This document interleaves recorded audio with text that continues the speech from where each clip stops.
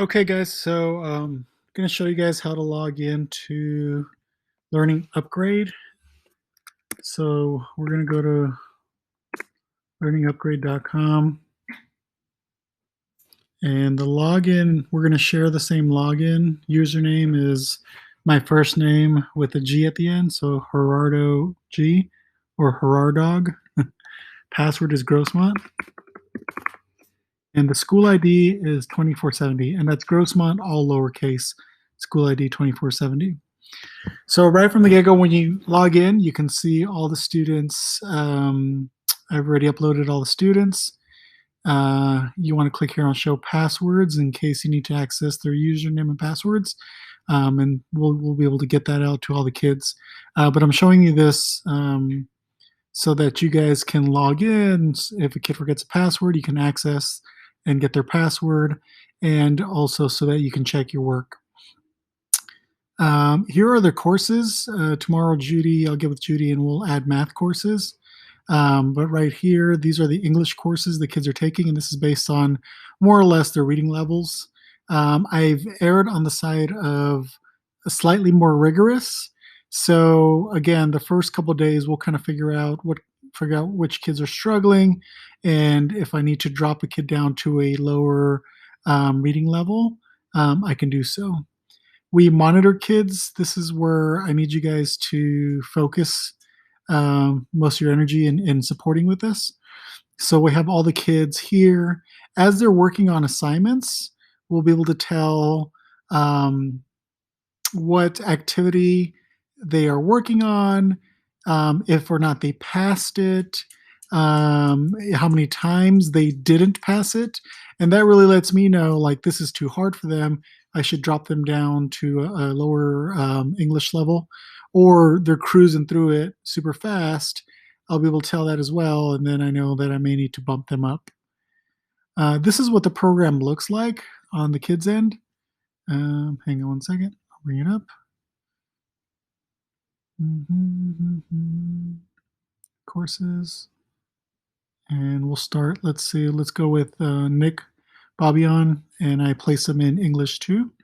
And so we'll go ahead and start. And so this is what it looks like from to Learning Upgrade, kids log in, where you can learn English and math. Okay, we don't need to go to select your course to get started.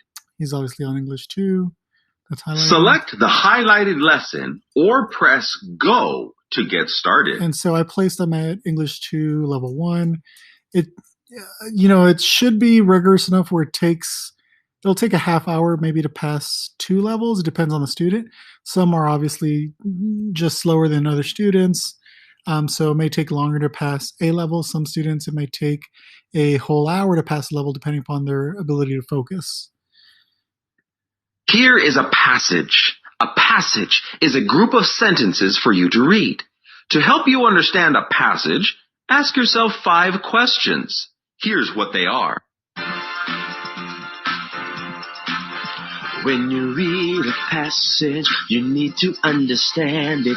Ask a lot of questions to help you understand it. This is my critique of the program. I can't skip through to help you get by. I can't skip through these introductions, unfortunately. So it's hit or miss. Sometimes the kids enjoy it because it's very cartoony.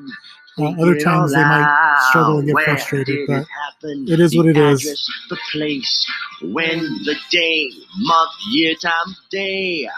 Why name the cause? Why it all happened? The answers will help you understand right away. 5 easy questions to help you get by. Who, what, where, when, why? Okay. Here is a passage.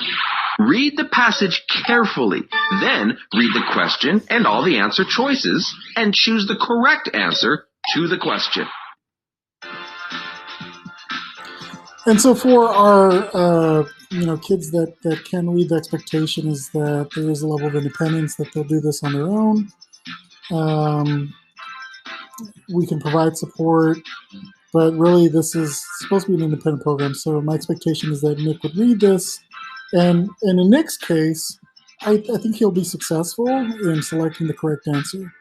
So, from whom is this email? Maybe. So, from whom would be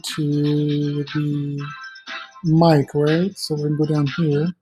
Yes, good reading. Here's another question about the same passage. And he may or may not hit it because that's missing information.